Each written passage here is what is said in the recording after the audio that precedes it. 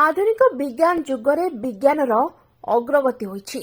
ए विज्ञान को प्रयोग करी खाद्यशस्य उत्पादन सांप्रतिक जलवायुर घन घन परिवर्तन जोगु उत्पादन क्षेत्र में प्रतिबंधक सृष्टि करुछि।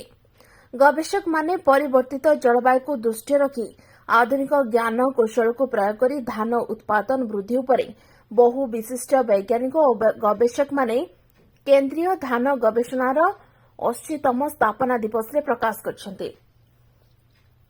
प्रति वर्ष এই धान गवेषणार स्थापना दिवस को धान दिवस भावे पालन करा जाय।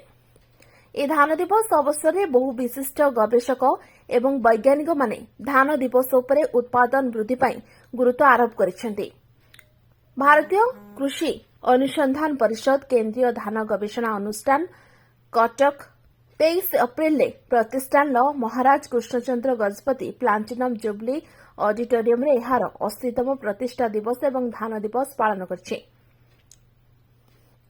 এই कार्यक्रम रे नुआ दिल्ली स्थित आईएआरआई अनुष्ठान एमिरेटस प्रोफेसर एवं पूर्वतन निर्देशक डॉक्टर अक्षय कुमार सिंह मुख्य अतिथि भाव जोग देथिले।